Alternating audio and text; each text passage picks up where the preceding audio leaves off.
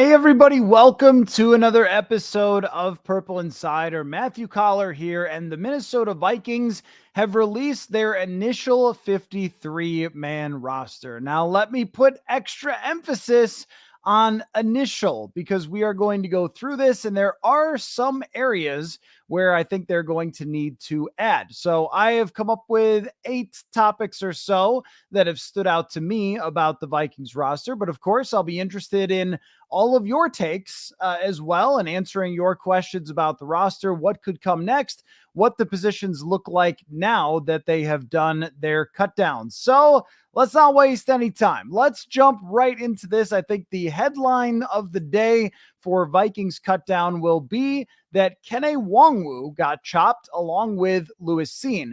The latter, of course, is not a huge shock to anyone, but we could talk about how notable it is to cut a first-round pick after just his third season and only a handful of NFL games. But Nwangwu ends up being the headliner here today. This does come as a surprise to me because I thought, well, they won't cut the guy who's one of the better kick returners over the last few years, right? As a running back, he certainly had his moments in the preseason. There was the long touchdown run against the Raiders. I thought that against the Browns, he ran with a little more physicality. They gave him a lot of reps in practice, and I think that they wanted to determine whether he was somebody that they could trust as a running back in the backfield. So he got a lot of work, and they decided at the end that he was not somebody that they wanted to keep around. And the best guess for why is, number one, you don't have to look much farther than one of JJ McCarthy's most memorable plays where he scrambled outside of the pocket to see Nwangwu getting steamrolled trying to pass protect. And I do think that in Kevin O'Connell's offense, it is extremely, extremely important to be able to pass protect.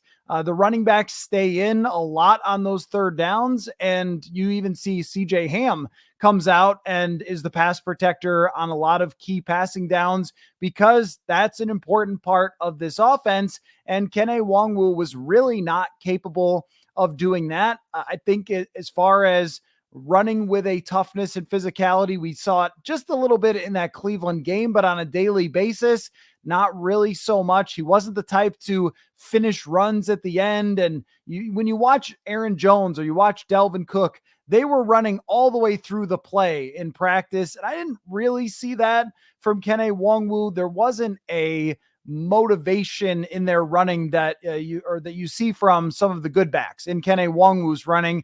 And when you look at his total production over a couple seasons, it's something like 88 yards on the ground.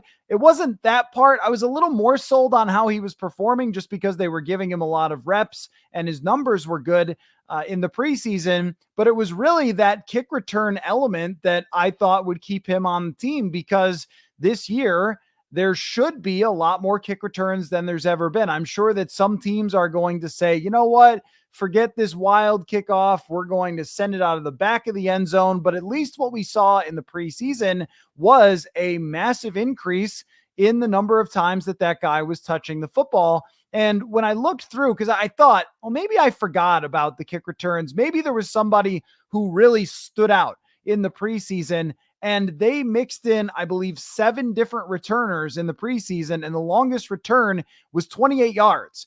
Maybe this is now a Ty Chandler job. I don't know who's going to be the kick returner now. Could be potentially Jalen Naylor, might be a guy that they use back there. They mixed it up a lot in the few times that we saw them in practice working on the kick returns. But Nwangwu felt like the guy that was an actual advantage for them because of how good he had been. And most teams were just trying to not get him the football over the last couple of years after he burst on the scene with a couple of returns for touchdown. So he ends up going, which leaves the Vikings with just 2 running backs and Mr. CJ Ham, a fullback, and a lot of options with running backs cut around the league. This is going to be an area where they have to add someone at running back, probably 2 someones, because they also cut Myles Gaskin as well, another veteran. And I think you should probably have 4 and then the fullback and have 5 in that room, which means that there are areas of this 53-man roster that are going to change. But that one did take me by surprise just because Nwangwu had been healthy over training camp, which was a good sign for him. And in the past, he is so fast and so elusive that he had been one of the best returners in the league. I did a story with him after his first year where he took me through the anatomy of a kick return for touchdown and broke down the film of one of his returns. And the thing I took away was that he had incredible vision for where things were going to break open. And of course, track speed. That, I guess, wasn't enough for them. They must have felt like there's another guy on the roster. We'll find out who that is when we get to week 1, which guys they're going to have doing their kick returning, because it will not be Kene Nwangwu. But I mean, if you're Kevin O'Connell and you know that Aaron Jones has a history of being banged up, that you're one play away from starting Ty Chandler, they don't have a ton of trust over the last 2 years in Ty Chandler. They're probably going to look for a veteran player in the backfield and somebody especially who can pass protect. I'll be curious to find out who that is. Maybe in the next couple days here, they will pick up another player. So again, that's why we're calling it the initial 53 and not the final and totally settled forever 53-man roster. Now, on Lewis Cine being cut, we talked about it quite a bit. The preseason game against the Browns meant absolutely nothing. There were some people who got annoyed with me for saying that after that game. It was just the fact of the matter. The bigger sample size suggested that Lewis Cine is not somebody that you need to keep on the roster, that the safety room is so good for the Vikings with the emergence of Theo Jackson that they are in great shape there. They did cut Bobby McCain. He might be a guy that you bring back as a veteran on the practice squad. I would be shocked if we saw Lewis Cine end up on the practice squad. I think he'll try to sign elsewhere. I saw Ben Gessling of the Star Tribune report that they did try to trade him, and maybe there was a little conversation about a conditional 7th or something, and other teams just decided, we'll try to sign him instead. He'll go somewhere else. Maybe he'll get a fresh start, and we'll see what happens for there. But he will go down as one of the 5 worst draft picks in team history after being released. I don't think Underwood is ever going to be topped because he left the team before even playing any games. But Lewis Cine, maybe the injury set him back. Maybe it was just never there to begin with. But watching him in practice, it was the slowest sub 4.4 person that I have ever seen play. It just looked like there was an extreme lack of physicality, decision-making, toughness for someone who was a missile in college. And I know that this will go back on Kwesi adofo-mensah. Of course it will. The trade down, the players they missed. It was a bad decision. It was a bad decision on draft night to spend a first-round pick on a safety when they had so many needs. And this is a position that Theo Jackson and Cam Bynum and Josh Metellus emerge at. It's an IQ position. It's a development position. It's usually not one that you need to spend a high first-round draft pick. So it will go down as bad of a draft pick for Kwesi adofo-mensah as has ever been made in the NFL. The only thing that I keep going back to is when you watched him at Georgia, you never would have guessed that this would have been the player he turned out to be. So sometimes things change. It's very different in the NFL than it is in college. And beware of the guy who benefits from playing with all sorts of superstars on his defense, because that was Lewis Cine. And now the experiment is officially over, but it never really got off the ground. I mean, it's one of the oddest things. I mean, even Laquan Treadwell played quite a bit for one season and made some catches and was out there. It is extremely rare to see a first round pick totally failure to launch and never even really get on the field. I think he had 8 snaps or 10 snaps or something all of last year. So that one is going to go down. I mean, the whole 2022 draft class, at least Brian Asamoah makes the team and is here for now. Is he here for any longer than this week though? Because they will, I'm sure, look at the waiver wire and they're going to need to make a cut in order to include a running back. So we'll see how that impacts the changes. But Lewis Cine, officially the era is over for him. Now, Tristan Jackson and Trent Sherfield, 2 of the guys that got the most conversation on this show throughout training camp. And sometimes I'm going to tell you the truth. I don't feel like I have to guess everything right. I predict games wrong sometimes. The draft is a crapshoot. Sometimes you like picks that don't work out. But when it comes to training camp, I like to be on the ball, go out to practice every day, get a sunburn on this skin, and try to ascertain as much information as I can to bring back. And so when you get some of these things right, it feels good. And for these two guys that really earned it, it feels good. Tristan Jackson had a tremendous preseason and training camp, worked out extremely well, and he's developed over the years. And to me, he needed to make it. It needs to be a message that if you come from the bottom of the roster and you perform like that, that you should make the 53. And Trent Sherfield can be someone that I think makes a difference here or there. Not that he's going to change the fate of the entire franchise this season, but somebody who can mix in with Jalen Nailor and be a role player on this team when they need to run the ball, when they're looking for some yards after catch, maybe play a little bit of a KJ Osborne type of role. I would think that Trent Sherfield, because of his history in the league, he's had some good seasons before as a depth wide receiver, might be a little more of an impact player than Tristan Jackson. But I think what the Vikings came out of this training camp with is better receiver depth than we thought, even though a lot of it is unproven. Sherfield has a 30-catch season to his name. That's all. Nailor, of course, does not have anything outside of a handful of catches in 2022. And yet, from what we saw, it looked like a bunch of receivers with potential to make plays for this team and Sam Darnold. So an excellent training camp and preseason for two wide receivers that now act as what I think is pretty important depth for the Vikings. Jaren Hall does make the 53. I had said the other night that I thought it could go either way. He really played well against the Philadelphia Eagles. I don't know if that was a determining factor or not. The Vikings still could look at some other veteran quarterbacks who are getting released. I saw Tyler Huntley is probably going to get released from the Cleveland Browns. He played a little bit against the Vikings. I don't know how they might feel about Mike White, who also got released. There's probably a handful of other ones that they might take a look at other than, to keep Jaren Hall, but they've developed him over a few years. And I thought that he deserved a lot of credit for the way that he came out because he just had so few reps in practice as they were trying to give all the reps to Sam Darnold and JJ McCarthy that Hall was standing there watching for the entire training camp. And when he got out there for the first preseason game, you really felt it. Like, oh, this guy's really knocking the rust off. And by the third preseason game, he looked much more comfortable. He made some very nice throws. And I think that when you handle it professionally, there have been quarterbacks in the past who thought that they were big superstars because they did some stuff in the preseason and then went to Twitter and started talking or whatever about how they deserve more opportunity.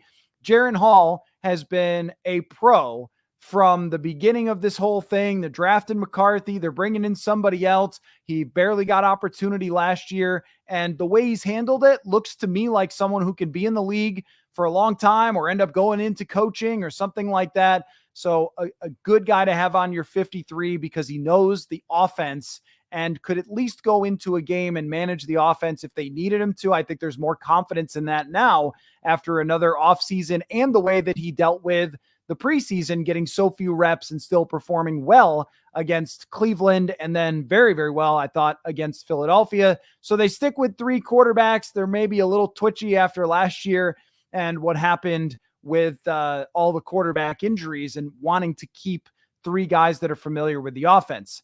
Next on my list, Taki Taimani. You guys loved him, and I thought, I don't know. And this could be, by the way, an area that they still cut from. But Taimani is a big old nose guard that reminds you of the Pat Williamses of the world that just stuff the middle of the line. I wouldn't even say Linval Joseph because he probably got after the quarterback more than Taimani will, but he did a tremendous job in the preseason.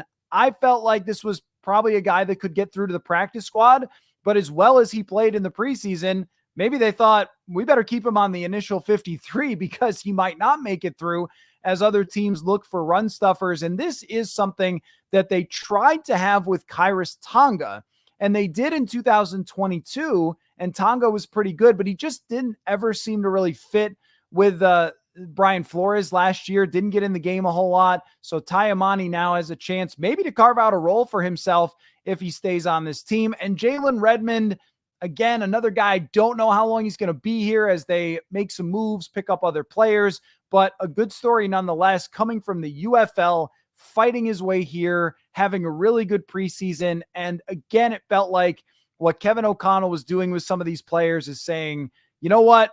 The preseason, it doesn't matter overall, but if you go from the bottom of the roster and you outperform some veteran players, you're going to make it. And they did have to cut some veteran players here to keep Tyamani and Redmond. They moved on from Jonah Williams, who they signed from the Rams. I thought he might make it. James Lynch, who was trying to come back from the ACL, just never seemed to really stick. And then one of the biggest disappointments of all of training camp in the preseason, Jaquelin Roy, 5th round draft pick last year, showed a little bit of strength, maybe the ability to get a push on the quarterback last season, and then got hurt a couple of times, came back, and there just wasn't anything there. Hard to say. Like, you never really know if a guy will take another step or not. And when you're drafted in the 5th round, and he was talked about as somebody having a little bit more of a ceiling, if you're drafted in the 5th round and you're expected to make progress, and he just didn't. So there are a bunch of guys just passed Jaquelin Roy, and he ends up getting let go here in favor of Tyamani and Redmond. But those guys clearly outplayed the 3 players who had either been veterans or had already been on the roster. So cool story for both defensive tackles. We'll see if they stick around for a long period of time. But more notable maybe that, Jaquelin Roy, that's the end of the road for him as a 5th round draft pick that showed a little bit of potential last season. Sometimes it just doesn't happen. They don't take the next step that we talk about, and Tyamani and Redmond simply outplayed him. Gabriel Murphy, who got off to, I thought, a great start to training camp, gets on put on IR, didn't get a chance to play in the preseason games, got banged up, has, I believe, a knee injury maybe was reported for Gabriel Murphy. And Andre Carter, another guy that just failed to make progress. And Carter may end up on the practice squad. I don't know if they'll do that for Jaquelin Roy or not. Carter seems like a guy that if nobody else picks him up, that they can put on the practice squad. But, he had 9 pressures in 103 snaps in the preseason. He did make a handful of plays. But what I expected from Andre Carter, and I think some of you probably asked me this at minicamp, like, does Andre Carter look bigger? And I didn't want to say definitively no, because I don't know. I didn't get close enough to him. But as he was actually out there playing and through training camp, he didn't look bigger enough. I mean, normally the edge rushers in the league, they look like Dallas Turner, where they're incredibly flexible and super fast, or they look like Danielle Hunter, where they're freaking jacked like crazy. And Andre Carter just never fit that billing. I think he had 1 season in college that was really excellent. And I mean, maybe that's just a combination of things falling his way, matchups that they were facing, but we never saw that version of Andre Carter. I didn't think he was atrocious. It just was a guy out there as opposed to someone looking like a difference maker. Again, he could end up on the practice squad and they could end up trying to continue to develop him. But I think what they're saying here is if it doesn't work out, it doesn't work out. He very rarely wowed me during a training camp. Now, some guy that did and made the team, another one where you're watching something and I'm bringing it up on the show and I'm saying, this Dwight McGlothern guy just like every day keeps showing up, keeps making plays. And I wasn't 100% sure he was going to make the team because it is a crowded cornerback room. And this is another one that could get chopped from. But Dwight McGlothern had a great preseason and training camp as an undrafted free agent, really stood out. He was a player similar to Ivan Pace, where maybe his athletic scores were not exactly what people want from that position. I think he was only something like 45th percentile by relative athletic score, which normally the top corners are way higher than that.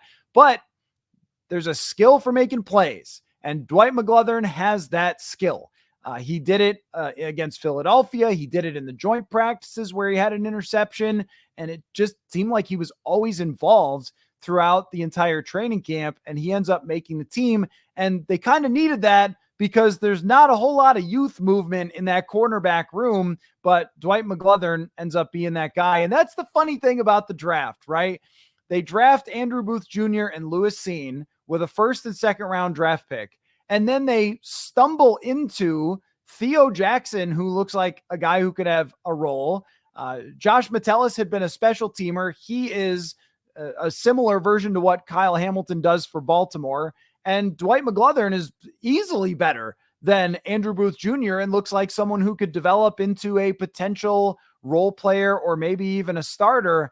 I mean, who can predict what's going to happen out of the draft? So some guys failing open the door for other guys to succeed, like Dwight McGlothern, and we will see if they stick with him on the roster as they add other players. But I think he very much earned it with as good as he was during training camp and the preseason.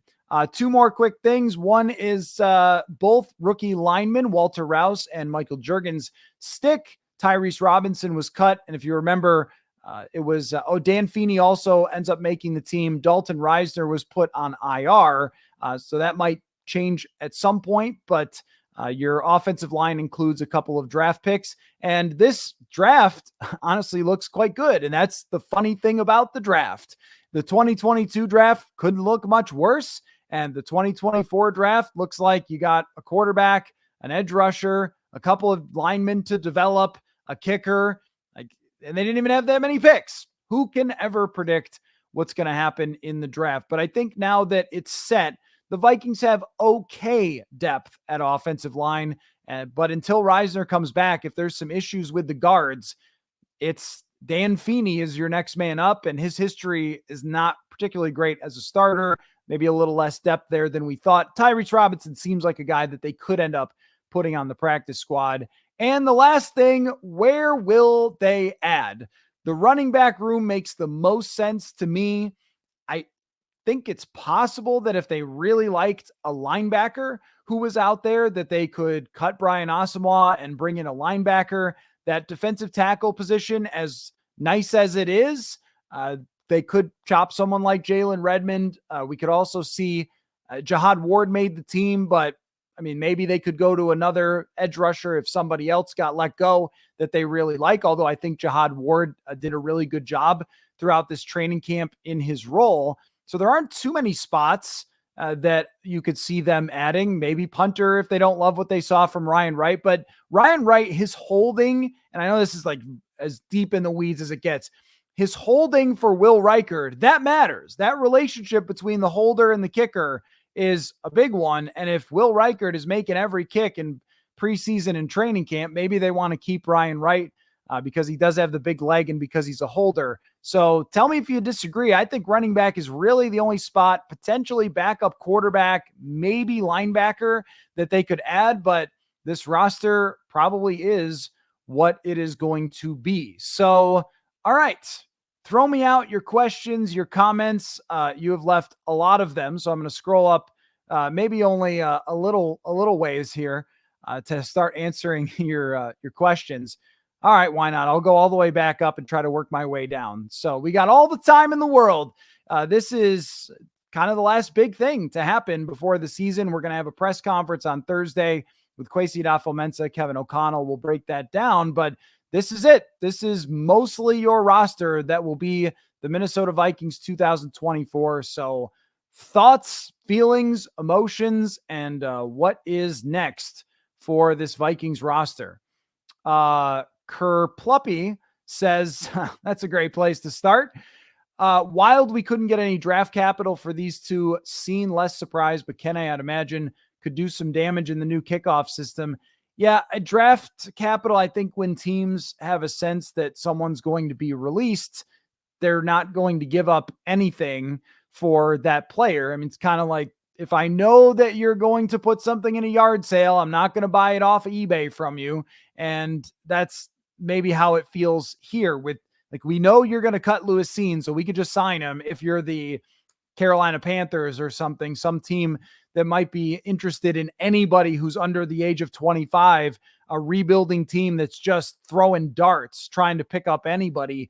When it comes to Kenny Nwangwu, I have to imagine he'll be picked up, but most teams have their kick returner at this point in the season, and so they're unlikely to spend any sort of draft capital. But that one was a surprise to me because Nwangwu does have that one special skill. Jake says, love the underdog story. McGlothern and Taimani making the team. They've done a good job with their undrafted free agents. And this, again, is kind of where it comes back to. I said this last year about the 2022 draft, and I'll stick with it.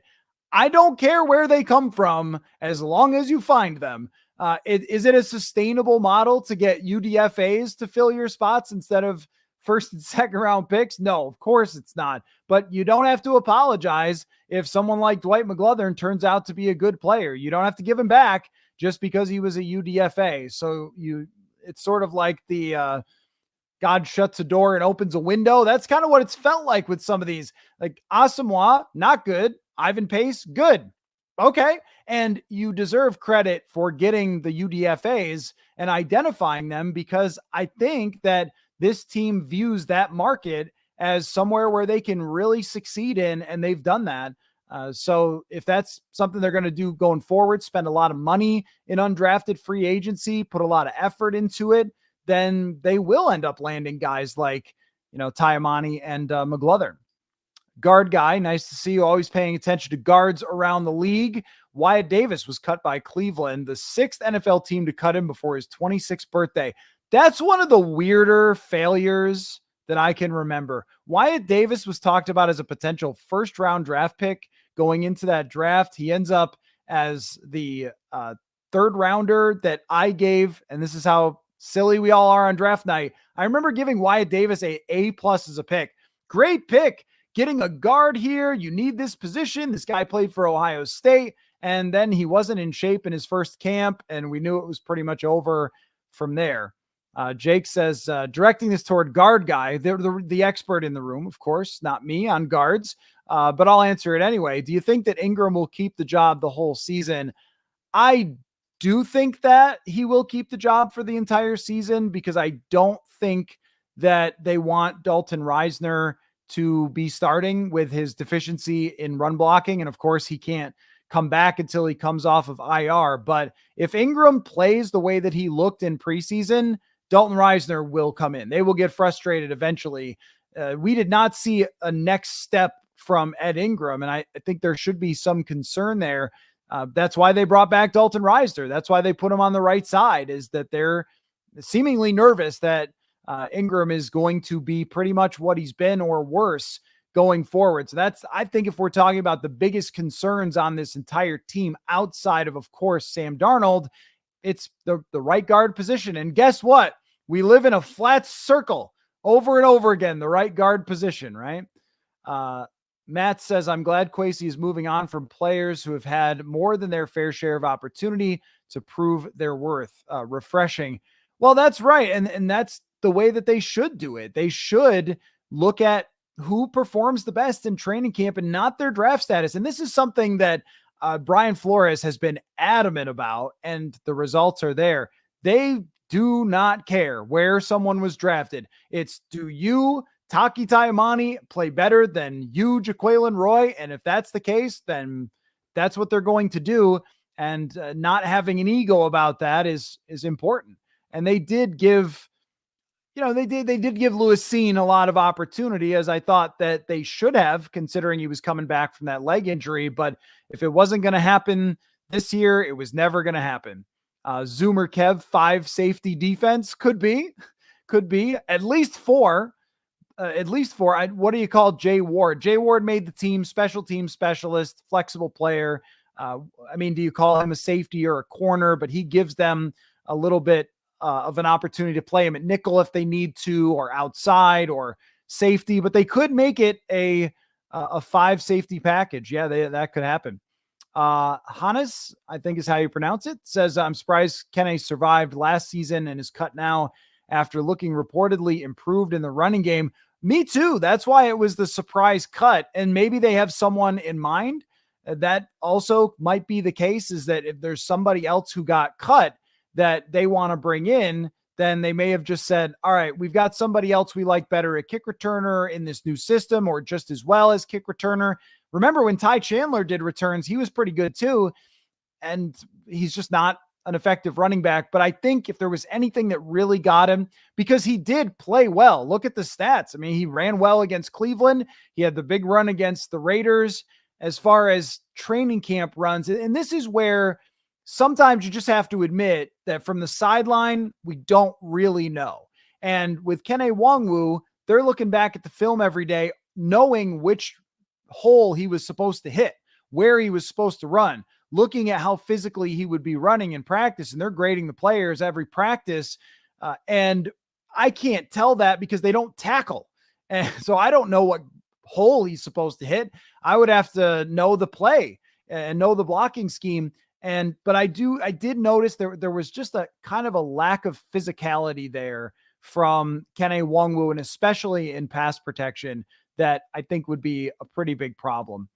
Romaine says Andrew Booth Jr. made the 53 in Dallas. Good for him.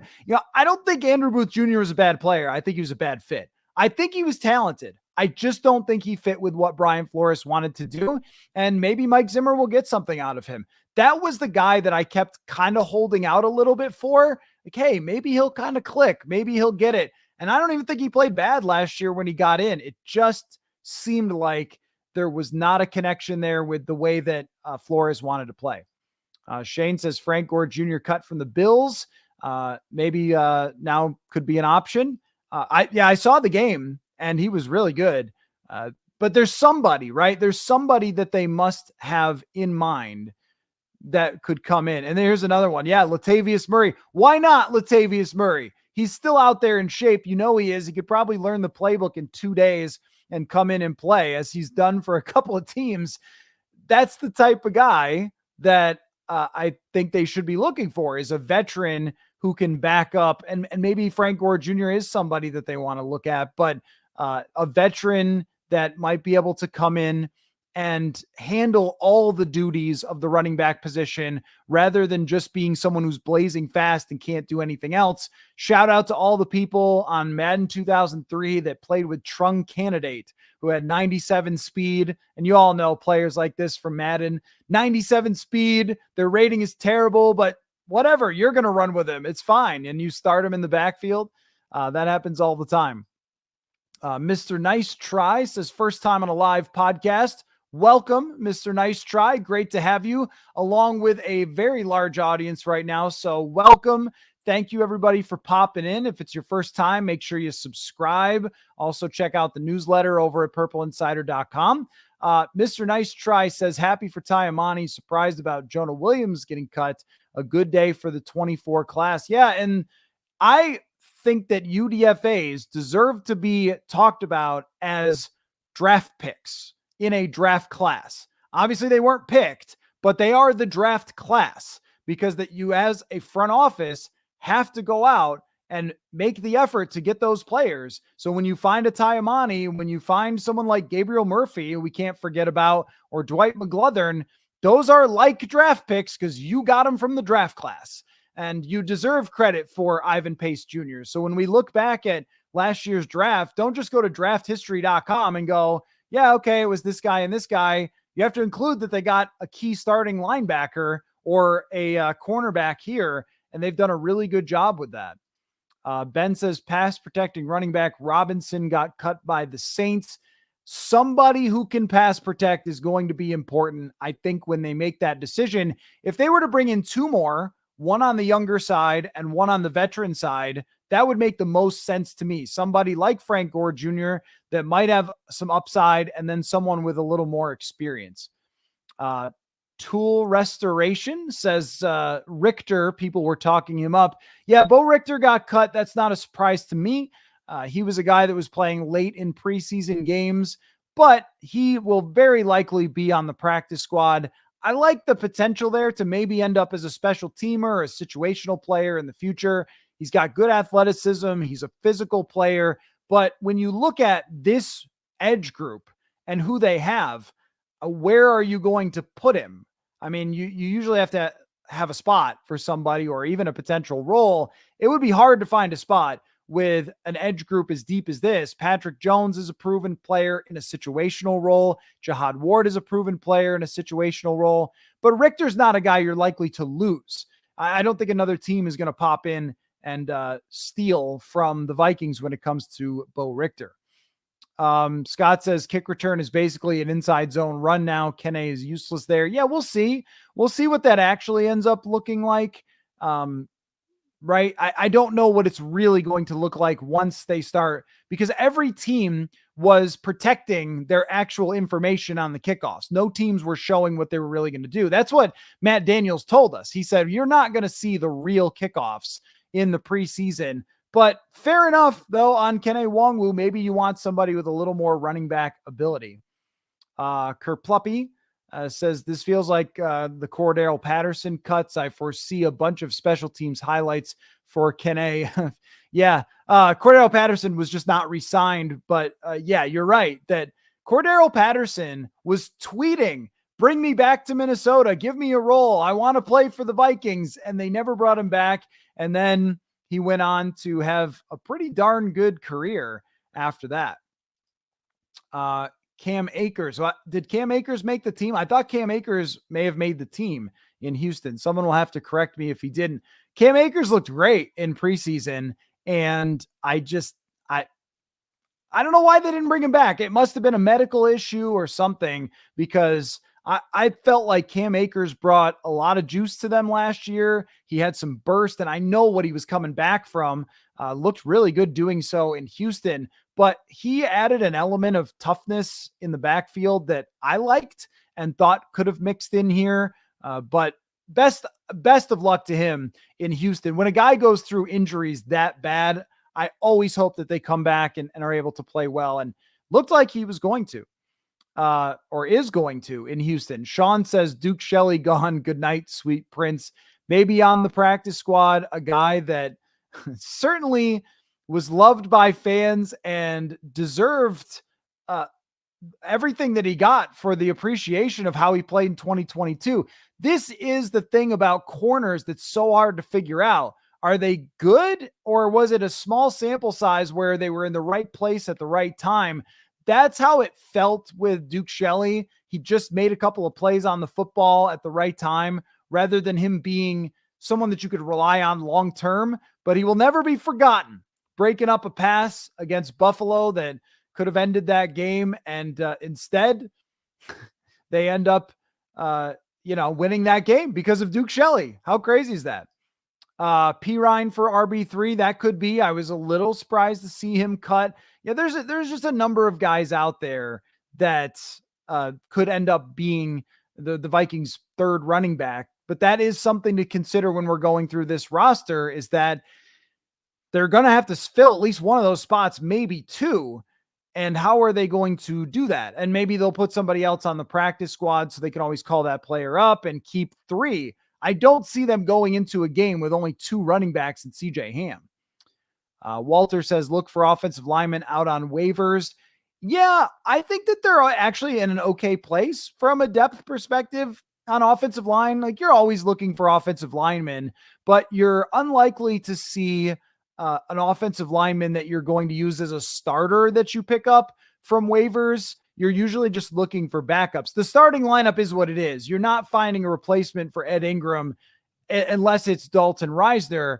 Who would you move on from as far as the backup lineman? Feeney has been around. He's played a lot of football. There's experience there. Juergens is a draft pick. You want to see him get a chance. Walter Rouse, I thought, had a really good training camp and preseason. Rouse is a big, giant dude. I don't think that he's really a great run blocker yet, but definitely when it comes to the pass protection, he was very strong. So he's somebody that they can probably develop as a swing tackle over the next couple of years, and maybe eventually a right tackle, depending on how Brian O'Neill ages. We'll see on that. So Rouse had a good time there. I just don't know who else they would move on from in order to bring in anybody else that was cut from another team. I think that they're in a pretty good spot there now. Basketball guy says, thinking that Evans is traded and replaced by the 53 by a third running back. Now that could be. because last year I was looking at the cornerbacks and how many they kept. And I think it was only 5 cornerbacks last year, and they're keeping right now 6. So could they move on from a Caleb Evans in a trade? I could see that. I could also see that there would be interest maybe around the league in a Caleb Evans. He started a lot of football games. He has been at times through stretches a decent NFL corner. I would never say that he's been a star, and playing the football is clearly a problem for a Caleb Evans, but he has athleticism. He has length. I think I'd rather see him around for another year on the team, but somebody's going to have to go to bring in another running back and maybe potentially more. So you're right that it's possible that they decided to hang on to him to try to make a trade at some point here. That's a good observation. I don't know if they would be able to trade. Wade brings up Asamoah. I don't know if they'd be able to trade either one of them. It's always hard to get draft capital. A lot of teams at this time of year, but Asamoah, if he gets cut, then he'll probably be replaced by another linebacker. I don't think that they would want to go into the season with only 3 linebackers. Dave says, quit calling Ward a corner. He'll get torched in the NFL. Well, he played corner throughout all of training camp. So what would you like me to call him? That's what he did. And he did get beaten on one pass play down the field by the Raiders, but overall he graded out just fine by PFF for preseason. I didn't think he was getting smoked throughout every training camp practice. It's really hard when you're playing against the Vikings wide receivers, but he practiced there a lot. He's been both. He's been a safety. He's been a corner. He's somebody that in case of emergency that you would be able to play.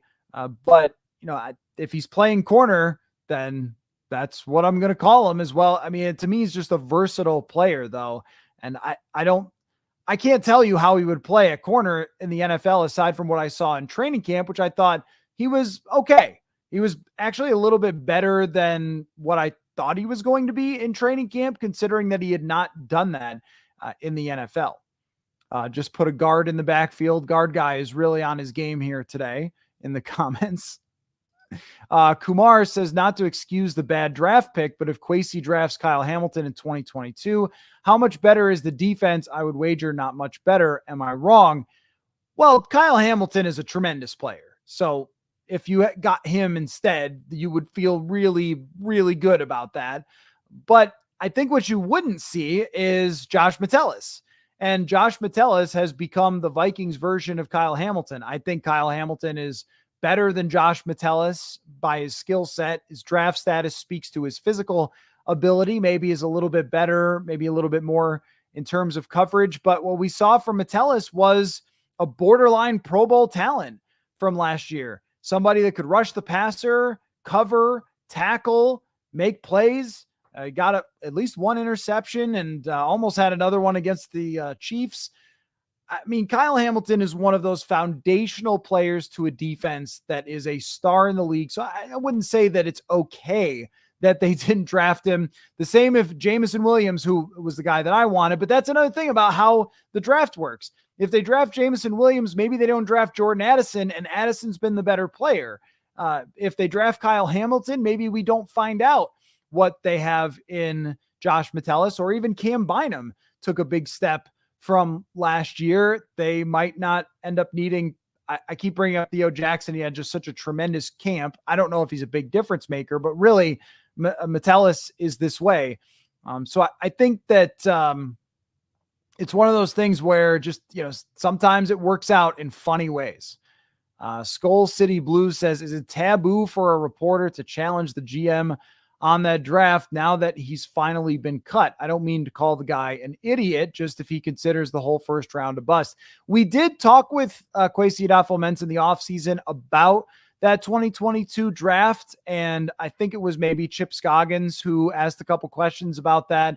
And I think what Kwesi adofo-mensah at that time was holding out hope, but certainly when we talked to him on Thursday, that is going to be a subject of what happened in that draft class. Absolutely. No, it's not taboo to challenge the people in charge for anything. Like reporters, we always just ask our questions. I think sometimes fans want us to ask them in more aggressive ways. They want us to demand answers because I guess they do that on TV sometimes. I don't know. Usually we just ask in a polite way and we get the answers we're looking for. But in this case, I don't know what more light can be shed on it. The logic was, and I didn't agree with it at the time, and you could go back and listen to those podcasts. I remember ranting about not liking the approach to trade out of the area where you get stars. And that's where we're talking about Kyle Hamilton. That top 15 is where you get stars. Don't trade out of that because the back end of the first is just like bust after bust after bust. So I was never for it, but I think I understood the logic. Trade down, get more draft capital, try to rebuild the secondary that had been so bad under Zimmer at the end. That was the logic. It didn't work out, especially with a change of defensive coordinators who played a completely different system on the back end. So I understand what happened. The guy just couldn't play when they thought he was going to be a star, and he looked like it in college. But, Kieran says, I'll never get over them not taking Hamilton. I mean, if you're never going to get over them not taking a player in the draft, I've got some bad news for you about Steph Curry. Steph Curry might be the one you should never get over. Hamilton would have been great in this defense. Absolutely. Would have been phenomenal. They should have drafted him. They should have drafted Jordan Davis. These guys would have been contributors, and you live and learn, I guess, because in the next drafts, they took a wide receiver that was right there, didn't trade down. And then in this one, they pick a quarterback. They pick a guy that they traded up for. So trading out of key spots may be something that we don't see again after this from Kwesi adofo-mensah. I just think when you look at the draft reports on Lewis Cine, who could have ever figured it would go this badly? I mean, with Laquan Treadwell, that one felt risky, but this one, I mean, it felt like as safe of a pick as you could have had. That's just sometimes the draft for you. Ty says, are we doing great with undrafted free agents, or are our drafts not good, or a combination of the two? Hard to argue with Pace. No, I think they're actually doing good with UDFAs because, as you mentioned with Pace, that guy can play. And I also think that McGlothern and Murphy can play based on what I've seen. And that just comes from, if you take enough shots on guys and you pay the most for the UDFAs, you're getting the best pick that some of them are going to click. And usually what happens is, like with Gabriel Murphy, he and I have the same problem, short arms. But you know what? If the guy can rush and knows a lot of moves and has some quickness and physicality, he can overcome these little arms that he has and be something in the league. Is he going to be Myles Garrett? No. But I think what Brian Flores looks at is, what can the guy do well? What can Ivan Pace do well? What can Dwight McGlothern do well? He's probably not going to be Darrelle Revis because he doesn't meet the physical ability, but can he fit in a certain type of scheme? And I asked Flores about that, about the UDFAs. He said it's all about fit. They only look at UDFAs that they believe could fit into a spot. So with their team, with their defense, with their culture, and I think that's a big reason why someone like Dwight McGlothern or someone like Ivan Pace is able to fit here. Marco says, I too don't care where the talent comes from, but some of these UDFAs are making the team because high draft picks went bust. Yeah, I actually do think it's unrelated. I actually do, because Marco says it's not unrelated. I do think it's unrelated because the way that these guys have played has been worthy of making the team. That someone like Dwight McGlothern, he outplayed other people too. He outplayed Duke Shelley. He outplayed other corners that were trying to make the team as well. He didn't just outplay Andrew Booth Jr. And, somebody like Taki Taimani, I mean, you're talking about a 5th round pick, but he also outplayed 2 veterans and he ends up making the team that way. And Gabriel Murphy, who I think would have made the 53 had he not been injured and gone on IR, he was playing at an extremely high level. You're going to keep those guys anyway. You would have just ended up having, instead of a UDFA, you would have had both of them. You know what I mean? You would have just kept both on the roster and cut somebody else that didn't perform well. So I do think it's unrelated because these guys have earned it. They're not just keeping random dudes. They brought in free agents to replace guys in this roster, and they ended up just using these UDFAs instead of the free agents. Marley says, didn't Jay Ward commit like 4 special teams penalties last year? He negated a blocked field goal and a massive punt return, I believe. Yeah, there was the offside, I think, that he had. Yes, that is true.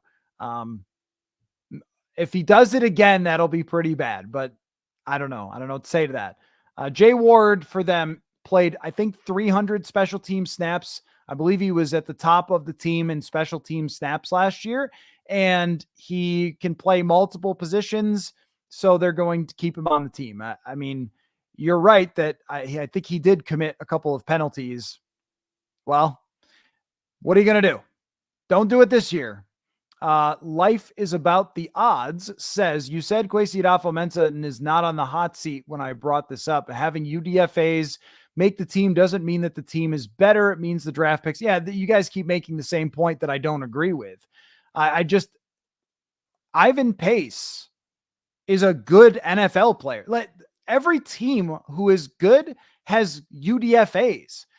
Do you guys know Adam Thielen was an undrafted free agent? Was he a good player, or was he making the team because the rest of the guys were bad? It's the NFL, man. Like, you have to be good to make the team. They're not just like, I don't know, throw anybody on there.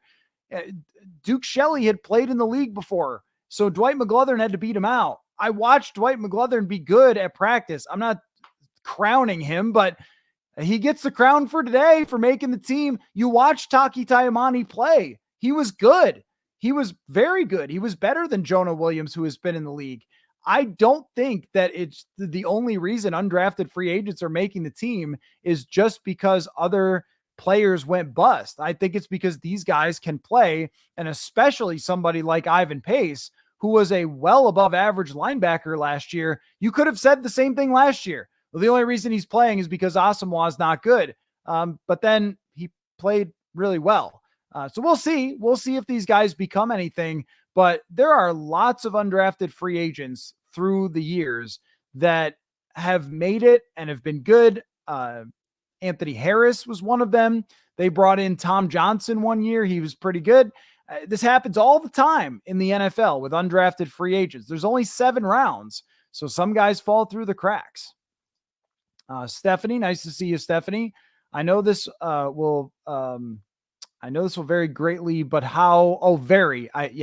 but how much of a shock do you think it comes to the players who get cut, or do you think there's some who kind of expect it? Yeah, I think there's probably 1 or 2 guys who are very surprised that they got cut, especially if you signed as a free agent.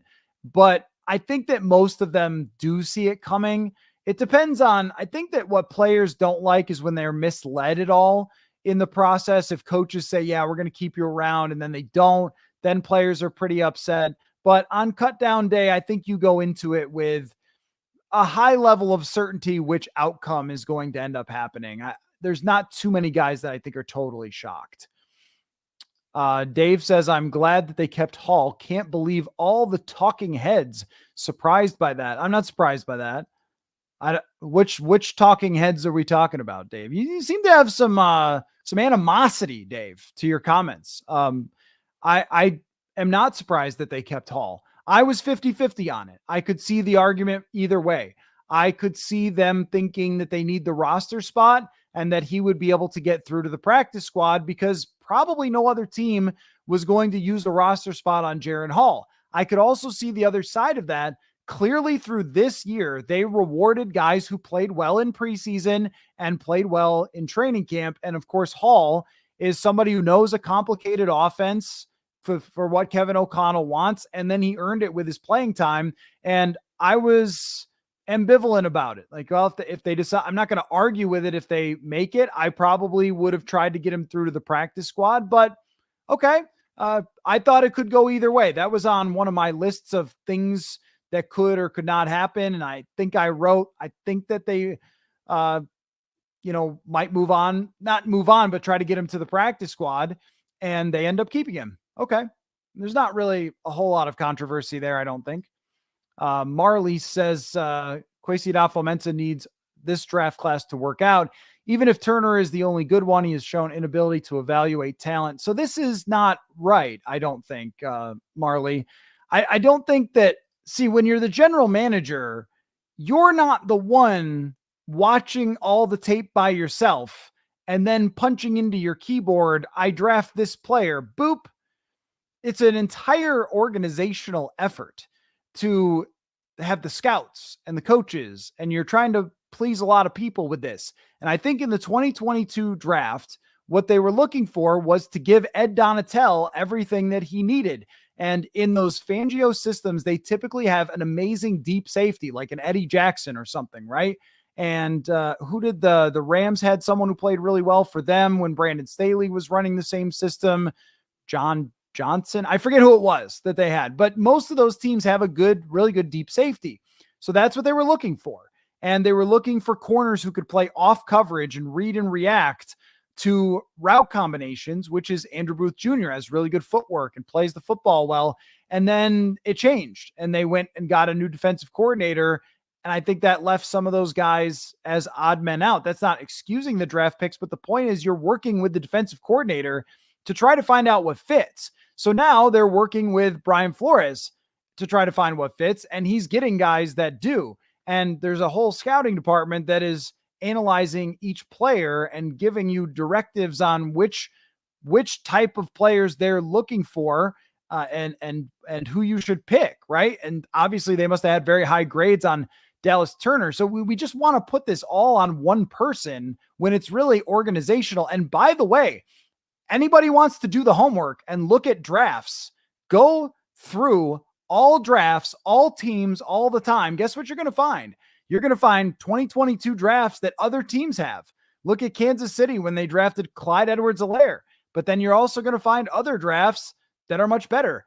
Here's what we really know about Kwesi adofo-mensah, that he's gotten this roster from where it was when he arrived to a point where we should think that they are some additions in free agency away from putting a really good group around a rookie quarterback so they could spend a lot of money because they got their cap right.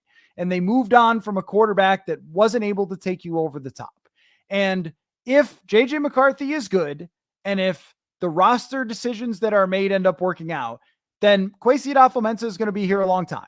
And if those things don't work out, then he won't. That's the reality of the NFL. It's not going to be, can you draft? Can you not draft? I don't know. Like, of course, could the owner be upset about the 2022 draft? Well, I'm sure they're not happy. Yeah, failure draft. No, of course. It's just that, like, are we ignoring the other drafts here that have happened and the players that they found and the free agents that they brought in? It's a pretty good roster that's not there yet. But with JJ McCarthy next year and the free agent dollars they have to spend, this should be a very, very good roster for next season to start building around JJ McCarthy. And there are draft picks and UDFAs that are huge parts of that, especially Jordan Addison. As long as he can drive his vehicle from point A to point B, it looks like a young star player that they got. And this year's draft, Dallas Turner looks like another young star player. Those are two key young stars, potentially with Turner, not crowning, at the most expensive positions that aren't quarterback. Those are good decisions. So I know that there's a bad draft. We've known since day one it was a bad draft. It's just, it seems like a lot of you are quick to want to focus on a couple of bad draft picks more than the bigger picture with the entire roster. Bad draft picks happen. And again, no one was more against that draft on draft night than I was. It's just, this is life. This is life in the NFL. You have to work around draft picks that don't work out. The Lewis Cine pick, a safety who was immediately replaced with two better players at safety, will not be a determining factor for whether this team goes anywhere or not. It'll be number 9. That's how they build around him, and what he becomes will be the determining factor of whether Kwesi adofo-mensah has a long career as a GM here or not. That's just what it is. So Cam Akers did make the 53 in Houston. That's great. Thank you for that. Really, really great story. Hunter, does keeping an extra defensive player indicate KOC could be aware the defense might be the strength of his team, or reading too much into it? I'm going to go with reading too much into it. It might just mean that that's where they're going to cut from when they add a running back. But I don't think that it's any sort of indication of how they feel. They should already know that, by the way, because Sam Darnold is their quarterback. They should already know that they're going to have to do their best on defense in order to have any chance of making the playoffs this year. Marley says McGlothern over Evans. I would agree with that. I think that Evans is probably not a guy who has much more ceiling. He's 25 years old. He's now been in the league a couple of years. McGlothern can play the football. And that's what's really important, I think, is somebody who can make plays, break up passes, be a difference maker. And if you can't, it's very hard to succeed in the NFL. A lot of you pointing to P. Ryan. Where was he playing? Was that in Denver? That he got cut, power back, good pass catcher. Yeah, we'll see. I'm curious about why he was cut. I know he's bounced around a little bit. I saw some Cincinnati people. He was in Cincinnati last year talking about him. William says, any idea to the extent of Murphy's injury? I don't know, but if someone is placed on the IR with the designation to return, that does give us a sense that he's not going to be out for the year and probably 4 weeks, 5 weeks. I think it was a knee injury, but I don't know. We just haven't we just haven't gotten a huge update on him. There's been a few questions. So Gazinked says, could you just talk about the media passively asking questions to the team? It's not passively, it's just not rudely. It's I mean, if you watch any of the press conferences, we just ask the questions in a straightforward type of manner. There's not yelling or pounding of tables, or it's not a cartoon. It's not a movie where the media runs up and says, general manager, answer for your 122 draft pick. It's probably going to be something along the lines of, with the 2022 draft, when you reflect on that, is there something that you can take away from that was a reason for why it didn't work out? And then he could say whatever he wants to say. I've just always, during my entire career, no matter whether it was this fan base or whether it was when I was in Buffalo, they always want the reporters to yell at the team. And I never understand that. You don't get answers by yelling at somebody. Usually you get answers by asking them straightforwardly. So that's what I'm trying to do. And everybody else, we're just trying to get answers. Gazinkat, again, them hitting on UDFAs and rostering them makes them even more desirable location for top UDFAs. Totally agree. 100%. 100%. I heard from someone, the agent of one of the undrafted free agents that signed here, didn't make the team. But I was chatting with him at some point, and he said that the Vikings were number one on his list by far, because he just felt like they were a team that did not just bring in a UDFA class, stash them in the closet, that they would give his guy a real look.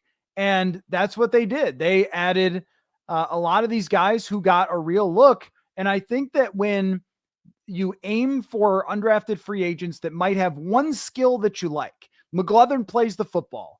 Ivan Pace is a Wolverine. He's just really tough and he has great instincts, has this one skill. Gabe Murphy has a myriad of pass rush moves. So he's got one skill that's good.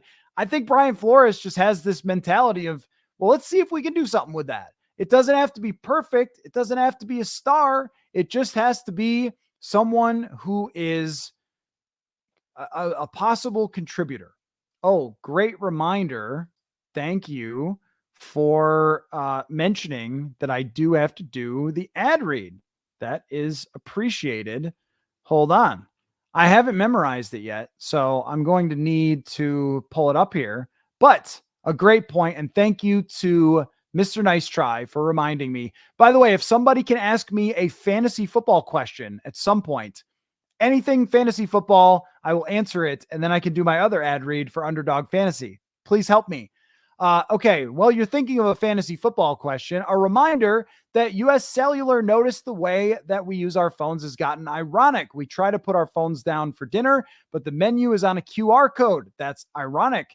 We hit like on social media posts that we don't actually like, also ironic, which is why US Cellular created Us Mode to help us reconnect with each other and use our phones less ironically. A phone company wanting people to use their phones less is ironic. So let's find ourselves again with Us Mode from US Cellular. Visit uscellular.com/built for us to get started. All right. Running back and punter, I assume you mean those are the positions that they would potentially add to.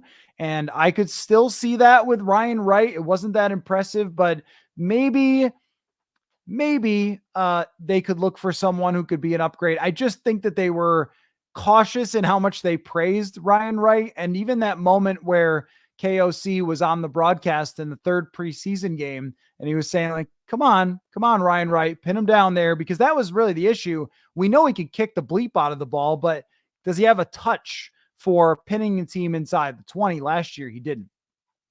Kumar says, do we give Kwesi a mulligan on 2022? He started weeks before the draft. All the staff and processes were from Spielman. We all need to learn, and I hope that he's getting better in the draft. So, yeah, yes and no. Great point here. John Randall was a UDFA. That's right. You don't have to give them back if they're great if you didn't draft them. You get to keep them, and they get to sack people or do whatever else. No on the mulligan. I mean, the draft, it happened, and they were bad decisions. And the trade down, here's what you can say, though. We know that they're bad decisions because they went wrong.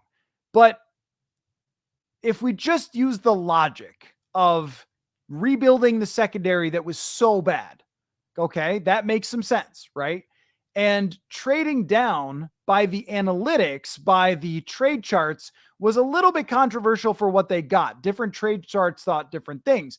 But some people who did the numbers on that thought that they got good value for what they did. It's just one of those situations where it went all wrong. If Lewis Cine is a great player, like he looked like in college, this guy was the MVP of the national championship game. If Andrew Booth Jr. had been a good foundational corner for years to come, both of them were ranked highly by draft analysts. Sometimes these things just happen. I think that we always want to look for an explanation for things that are not explainable. What did they do wrong? Something went wrong. How about this?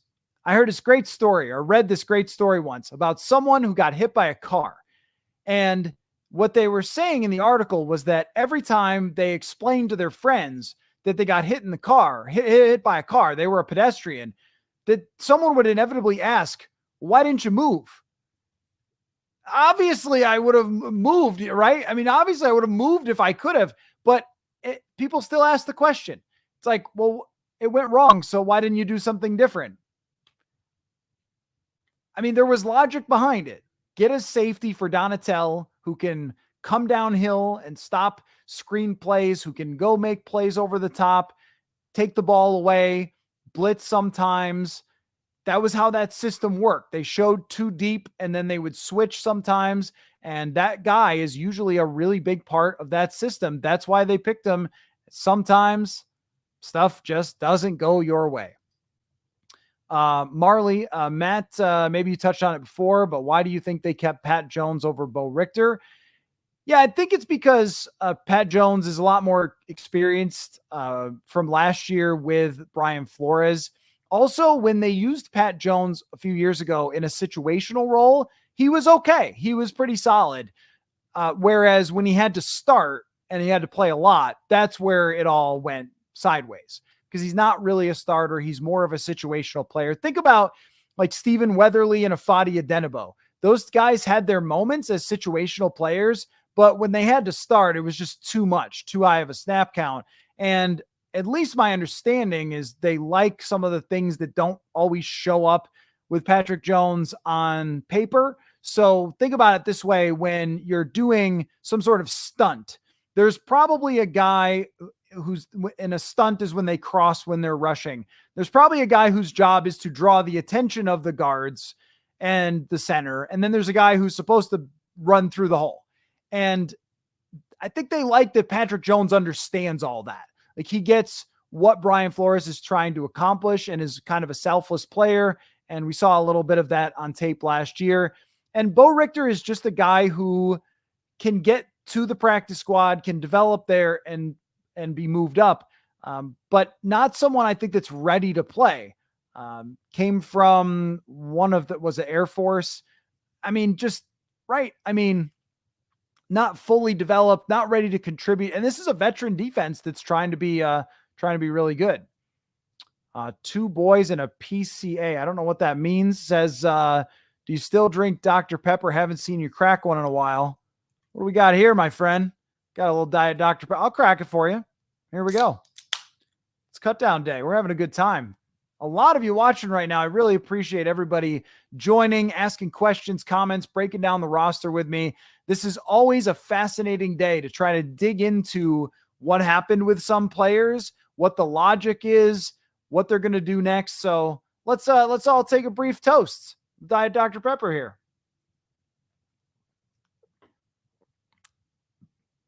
Thank you.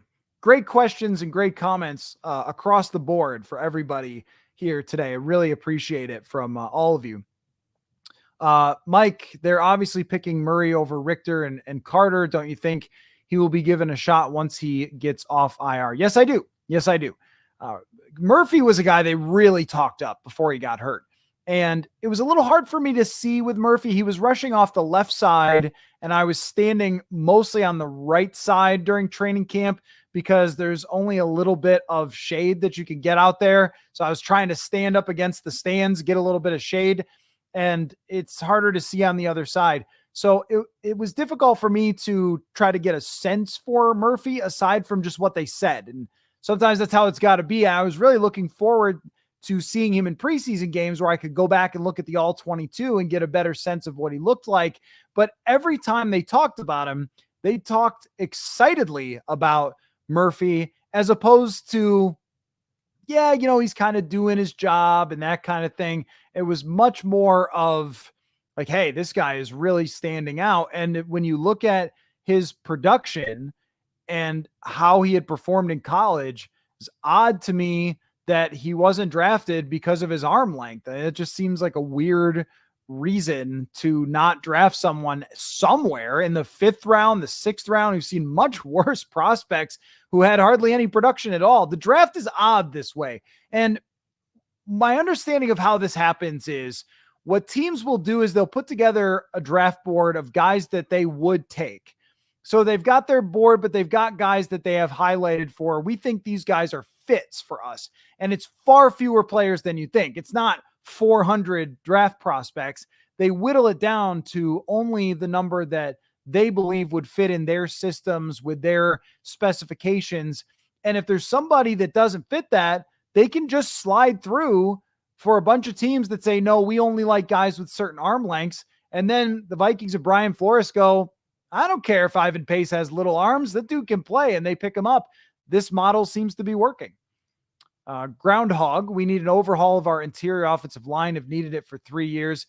I have no issue with Garrett Bradbury as the center. Yes, he will get beaten by Kenny Clark. Yes, he'll probably get beaten by Dexter Lawrence. That is going to be a thing that he'll never overcome, and most centers honestly can't. When you look at the PFF pass blocking grades, there's not a lot of guys who grade super well in pass blocking at center because it's often a smaller guy that would be a guard if he was bigger, but a high intelligence, good leadership, like a lot of things go into it. But if you are a big giant dude who's a center and you have all those things that are required mentally to play that position, you end up like in the Hall of Fame. You end up being Kevin Mawai or something, or Matt Burke or something, someone like really big and understands the game and can lead the offense and all those things. It's pretty rare that you get everything out of the center position. But the last 2 years, I think Bradbury's been fine. I think before the final 2 weeks of the season last year, he was something like 12th by PFF. He's improved over the years. Early on in his career, it was a major problem. I don't know what you have here in Blake Brandel. I would like to find out.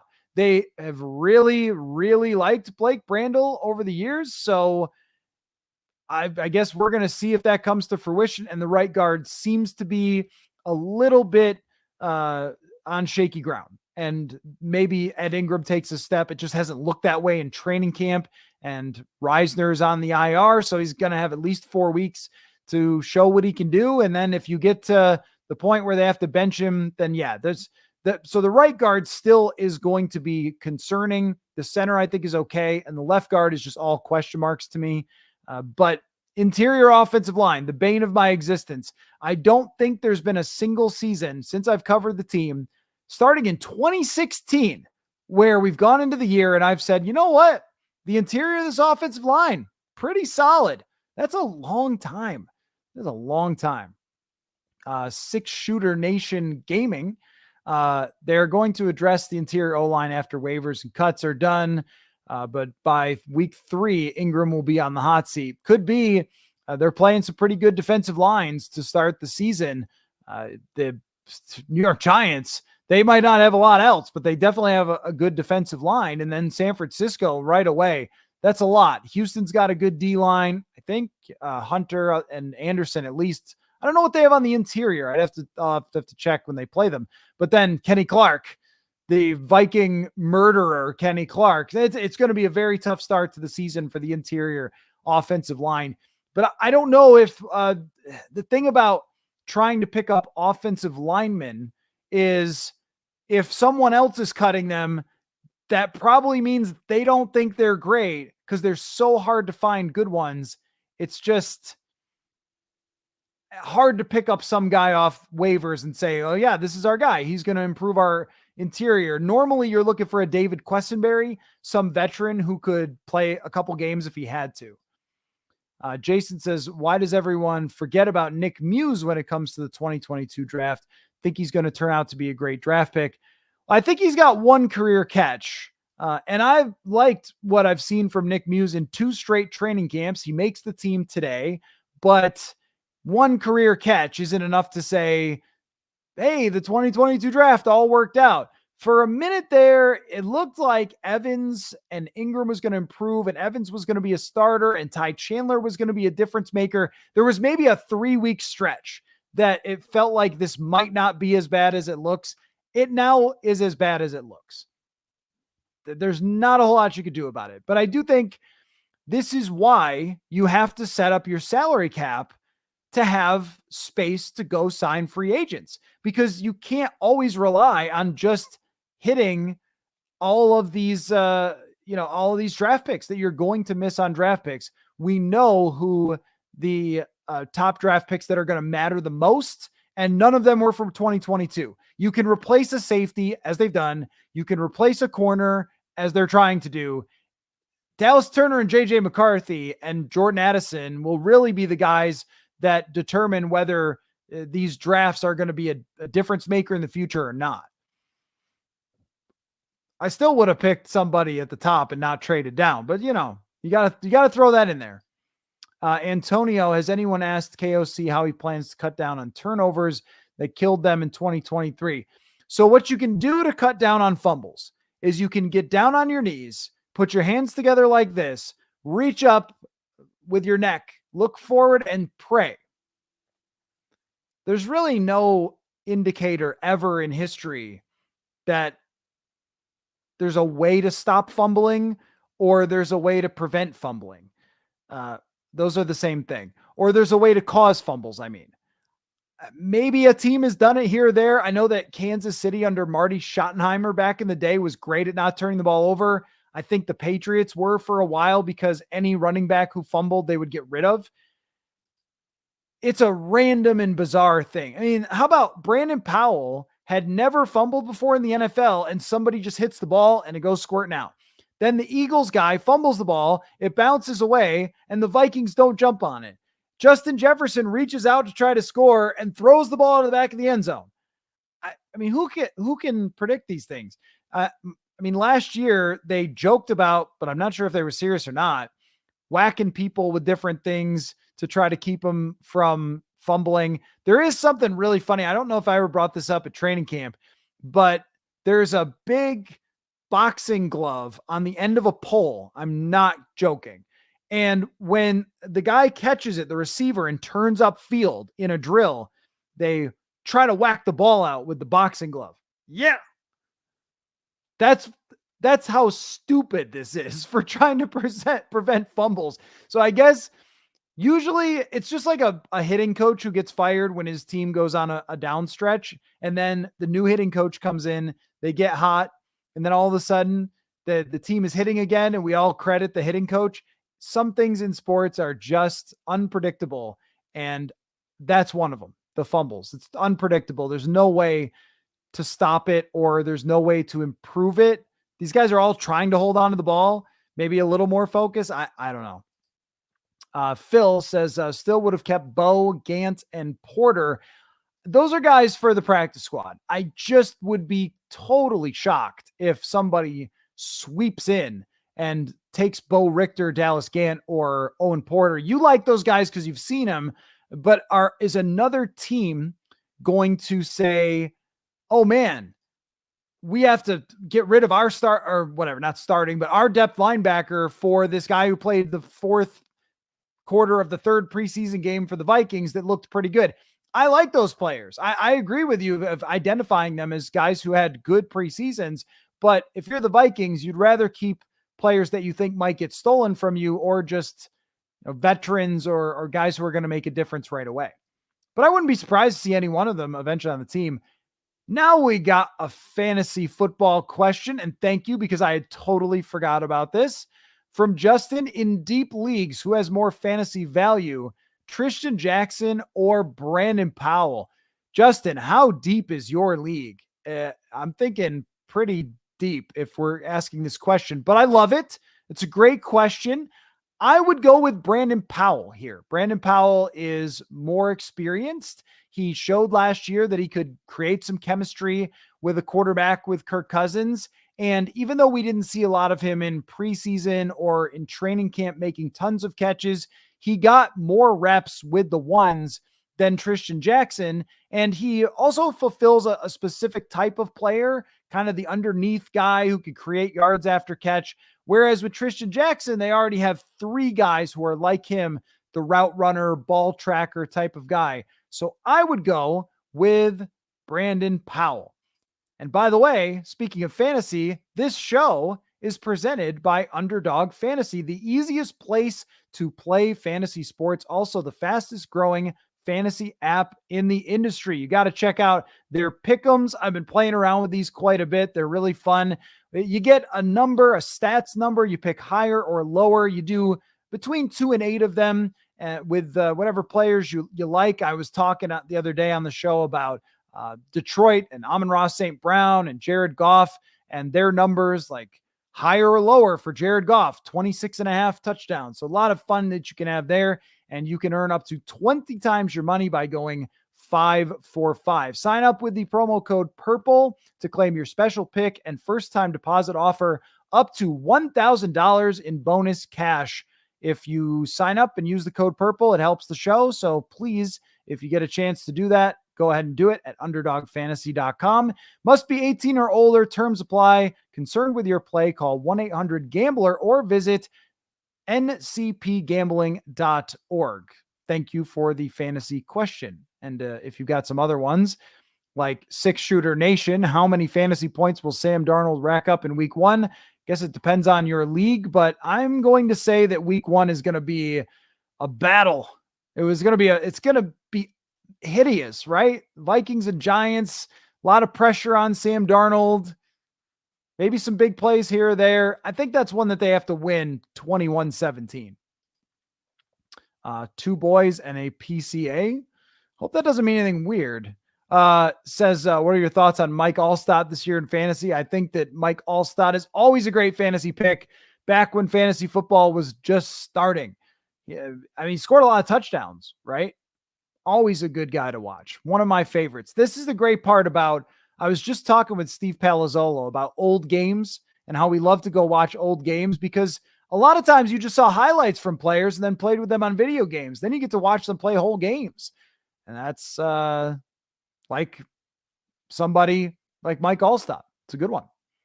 All right, let me scroll down a little bit farther. Good question here from Brian. Any speculation who handles kick return now? Great question. I don't know. I'm going to go Ty Chandler. And because it was mentioned earlier correctly that it's kind of a run play now, Ty Chandler would be a good pick for this as an excellent runner with really good instincts for how to hit blocks. I've been a little bit more down on him as far as his share of the runs because I think Aaron Jones is going to get the vast majority, but he sees holes and he's got some power to his game. So I think Ty Chandler would be the main guy. The other one, maybe Jalen Naylor. They call him Speedy for a reason. He's quick. I would be concerned about Jalen Naylor getting injured. They've tried kind of everybody back there. Ty Chandler and somebody, maybe they even go out and get somebody else with some returning. Brandon Powell makes a lot of sense as well, but you also might want to have a guy who could potentially block for you as the other returner. So let's see. Walter says the Packers acquired Malik Willis from the Titans and cut Michael Pratt. They sure did. Are you expressing your interest in Michael Pratt? I was not all that interested in Michael Pratt. Sometimes around the draft, Senior Bowl, people just want to get excited about a quarterback. I never really saw it with Michael Pratt. Obviously, they didn't either if they were cutting him to bring in Malik Willis. I think they're fine at quarterback, but maybe they could potentially go out and look for another veteran, but I'm not sure. Horse Feathers. Hope your home was not affected by the storm. Thanks for your comprehensive conversation about the big cut day. Yeah. Luckily it was not. It sounded pretty bad. Actually, it's crazy because I walked out of the house last night after, if you were watching live last night, I was hearing all the things hitting the house. I thought it might be hail, but it was actually just sticks from a tree. But after the storm had passed, went outside, drove around a little bit, and my street had its power, but the streets over from me lost power. There was a tree down, still trees down today. Hopefully all of you were okay because it was a very, very nasty storm. It was funny because my wife never comes down and does anything during the show, but the fact she came down, I was like, must be pretty bad up there if she thinks she's got to come down into the basement. But hey, congrats to my energy and my internet for holding up during that live stream. Chris says, I'm behind, but Kareem Hunt. 4 years ago, Kareem Hunt. As of right now, I don't think so. I just think he's probably on the wash side. Alex, what kind of year are you expecting from Jerry Tillery? I am going to guess that he plays something like 500, 600 snaps, gets a handful of pressures, especially on third downs, and is just more of a difference maker as a pass rusher than they had last year. He could be a swingman to that group being a little more effective than it was last year when Harrison Phillips and Jonathan Bullard had to do everything. It was such a difficult task that they had last year where it was just every play. Those guys were out there and they end up with 700 something, 800 something snaps. That's too much to ask of those guys. So Jerry Tillery, he had something that they didn't have, and maybe Levi Drake Rodriguez mixes in as well.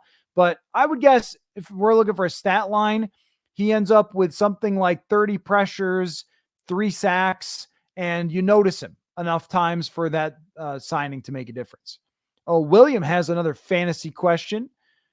PPR draft tonight. Who would you rather pick between Jahmyr Gibbs, Jonathan Taylor, and Saquon Barkley? Ooh, I would go, good question. I would go Jonathan Taylor. I am concerned that he gets banged up sometimes, but I also think that running games that have running quarterbacks tend to have a lot of success. Saquon Barkley does as well. Actually, the thing I would be a little concerned about there is with touchdowns, where Taylor and Barkley, their quarterbacks run, so they might have some touchdowns taken away. But Taylor, he's already proven he's a bell cow, whereas Jahmyr Gibbs is still proving that. And Saquon Barkley, just not sure where he's going to fit in Philadelphia. If there's anything actually there, like in New York, his overall numbers were just okay for the most part. Alex says the problem with spending in free agency is that elite players rarely make it to unrestricted free agency. Most teams tend to lock up their franchise players. That is true. So, but when you look at what they've been able to do so far, because we have a sample size on this, they were able to trade for Hawkinson and use a second round draft pick. And they were able to sign Grenard, Van Ginkel, and Cashman. And I would not call those elite players. I mean, your elite players are going to have to be the guys that you draft. Your Christian Darrisaw, Justin Jefferson, Dallas Turner, and you hope that you can find somebody else. But as far as good players and well above average players that you have to overpay a little bit for, Grenard, Van Ginkel, Cashman are great examples of well above average difference making players. So I think there's levels to that. No one's giving you elite players. That's true. Christian Wilkins was a free agent. So sometimes they end up out there, but rarely. And I agree with that, but very good players who can make a difference. Those guys do end up in free agency quite a bit because they want to get paid at the higher end and their teams don't always do that. But now that the Vikings are in this position with the salary cap, they can. Let's see. Sean says, I think Cleveland cut Foreman. Oh, really? They did? I didn't see that. That might be a guy they might be interested in. If that's true, if they cut him, then yes, he could. I didn't really notice him. No, their offense was struggling so much passing. Not surprised to see that they might want to get rid of Jameis Winston. He was so bad in those joint practices. Oh gosh, some decent backup 3 wide receivers out there. Thoughts on Terrace Marshall, 24 years old, 6'2", lanky guy who played with Jefferson. I'm not a fan of Terrace Marshall. He is kind of Laquan Treadwell-y to me, just doesn't really create a whole lot of separation. And I'm guessing that they were playing him a lot in preseason with hopes that he could maybe get a trade something back. I would rather just keep who they have than get Terrace Marshall. But you're right that he's 24. It's just, if a team is getting rid of a 24-year-old who has a high draft stock and everything else, that means probably that they're very unhappy with that guy and don't see him as a future player who could help them. So if Carolina is getting rid of a young player, I'd be skeptical that they could be a difference maker somewhere else, because you would think Carolina would want to keep every young player. Kyle, who would be the first to go between Asamoah and Redmond? Ooh, good question. I mean, Asamoah is the 4th linebacker. They only kept 4 linebackers.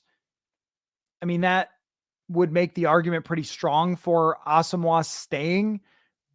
I don't think they're thrilled with him, but he plays a lot of special teams. He knows the system at this point.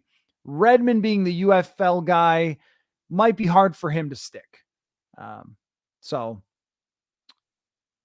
I think the answer to your question is probably Redmond, that they wanted him on the 53 because he earned making it on cutdown day through the preseason, but it just seems so like right there that he could end up being the guy that gets cut first, or Ty Amani if they think that they could get him through. Sue says, I only have 2 running backs on my fantasy football team. You guys coming in with the fantasy football questions. Kyron Williams and Jonathan Taylor picked up Keaton Mitchell and stashed him on IR. Do I grab another running back? Thinking of Rico Dowdle. Yeah. I mean, if they're bringing in Delvin Cook, do you want Rico or not? I don't know. And Rico Dowdle sounds so fake. By the way, but if they're going to run Ezekiel Elliott and Delvin Cook, although maybe you could make a case that those guys won't be good and then they'll just end up, having to give way to him. Maybe not a bad decision to pick him up, but it depends on what kind of league you're playing in. With those being your only 2 running backs and Keaton Mitchell, you're going to need to pick up somebody else, I think. Ben also lives around my neck of the woods. It was crazy last night with that storm. That was probably one of the nastiest ones we've had over here. I saw a shutdown the fair this morning. Yeesh. Okay, this is funny. Zoomer Kev, Kwesi should build the entire team around fan favorites like Bo Richter and go 0-17. There are just, when it comes to guys like Bo Richter, there are always the Alexander Hollins, the Amir Smith-Marset that people fall in love with a little bit through training camp and preseason. that, yeah, you would go 0-17 if your whole team was those guys. But everybody likes an underdog story. Bo Richter was a good player. He stood out. It's just he's somebody that eventually you can uh, move onto the practice squad and then develop and see if there's anything there. That's all. I'm not saying they should have, got rid of him and never talked to him again. It's just that there are some players you're fairly certain that will end up on your practice squad and you can develop them there. Josh Metellus was on the practice squad at one point. Adam Thielen, did you know? An undrafted free agent from Minnesota was on the practice squad at some point. That's how it works. Jariq, I think. Huge vote of confidence for Gabe Murphy. Yes, I agree. To use the short-term IR. Off topic, would the Vikings have picked McCarthy or Penix if both were available? Hard to say. I mean, gosh, that is hard to say because I think that they really liked Michael Penix. And if you imagine him throwing the football downfield to Justin Jefferson, that is a pretty good look with his arm strength and his arm talent. He really does have a special arm. But with JJ McCarthy, there was the ability to do much more molding for Kevin O'Connell, and he was so much younger than Michael Penix that I think it might have been McCarthy, but I don't know. It was going to be, they were going to take whichever one I believe was still on the board, but I'm not sure about that. I don't know. Only they know how they had them ranked. I think McCarthy being a guy you could develop more was probably something that they liked, but Penix was a much better prospect than the draft analysts were getting him credit for. And the Vikings, I think, would have been in on him had McCarthy gone early. All right, Doug says, is a team littered with UDFAs sustainable? Well, it's not. Well, look around the league. Every team has UDFAs that are playing roles. There's only 7 rounds to the draft every year, and you're not going to hit on many of those guys, even when you have a good draft. Even the Vikings 2015 draft that was so great, there was still a bunch of guys who didn't make it. So you can only ever pick 2 or 3 guys that are going to make it. And then it comes to UDFAs and free agents. I bet, because think about, like, how many UDFAs are we talking actually playing roles on the Vikings right now? The answer is not many. It's even Blake Brandel was drafted. It's Ivan Pace. And who else? Is there anybody else? Is it just Ivan Pace and everybody else was either a free agent or was a draft pick? Am I missing somebody? Jalen Naylor was a pick, Addison. And this team has first round picks that are out there, like Justin Jefferson, Christian Darrisaw, second round pick Brian O'Neill, free agent Aaron Jones, free agent Grenard, Van Ginkel, all those guys. Yeah, I'm really trying to think if there's any other undrafted free agent that's even on the team that was picked up by this team that's actually going to start. So they're not a team that's really littered with undrafted free agents. It's just that when you have the juxtaposition of a first round pick getting cut and a bunch of UDFAs making it, I think I see why people are drawing that connection. But Murphy's a free agent. Stephon Gilmore is a free agent. If anything, this team has been built much more through free agency, which that's worth asking. Is that sustainable? And I think probably at a lot of key positions, but that's hard to do because you can miss on free agents as well, as we saw from Dean Lowry and Marcus Davenport. So I think it's built much more on veteran free agents than it is undrafted free agents. It's just that they've paid the most for it and they have landed some really good ones. And if you're the one that's putting down the most money to get Ivan Pace and he comes here, he has the best chance of any UDFA to succeed. Tim says Vikings fans just want their pound of flesh for the 2022 draft. Oh yeah, I know. That's my whole point about the whole getting hit by a car thing, is that when something goes wrong, everybody wants 2 things. They want the people in charge to be yelled at, and they want a full explanation, and they want somebody held accountable and so forth. And I mean, you'd much rather have the 2022 draft work out, but if the other drafts work out in the free agency, then it won't matter as much. There's no working around how bad it was. Of course, there's no apologizing for it or anything else. There's just, it's the first draft that they had, and since then, I think they've done a much, much better job, and they've made up for it by finding some other players that have worked out in the positions that they tried to draft. They're still short at corner for the future, and that's going to hurt them. They might still be short at guard, and that's going to hurt them. And the Ed Ingram pick was one that was baffling at the time because a lot of analysts thought he should have been a 4th or a 5th round pick, and they took him in the 2nd. So the logic wasn't good either. I think the last couple drafts have been much more logical than that one. And that's all you can really do is you can just try to learn from a bad draft. But sometimes it's just a random thing that there isn't anything you could do about. Jarik says, wondering more today what happened to Cam Akers, considering how he looks in Houston. I know. The wire, at one point, the NFL releases a wire with all the transactions, and it said that the Vikings were bringing in Akers, but then he never signed here. So did they bring him in for something and it just didn't happen? And then he went to Houston. I really don't know. Trad Catman. Do you think Robinson has a future? I saw some people projecting him to be kept over Ingram. I mean, they weren't going to keep him over Ingram. Ingram was starting for the entire training camp. Ingram was always going to get his chance to start, but Tyrese Robinson could. I really like the way that he pass blocked. He might not move well enough to be a great run blocker, but he did a good job in pass protection in the preseason games. And I think there might be something there, and they should keep him on the practice squad. Definitely. Chris says, what does a UDFA contract look like? Has to be major cap savings. Not in comparison to late round picks. In comparison to veteran free agents, some. I think it's just like a minimum 800,000.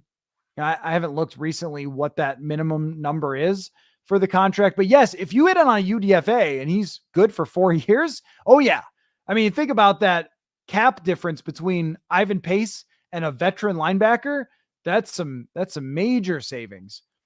Hey, you're right. Does Theo Jackson get to count as a 2022 draft pick? Probably not. He was a guy that they picked up off of somebody else's practice squad, but that makes it look a little better.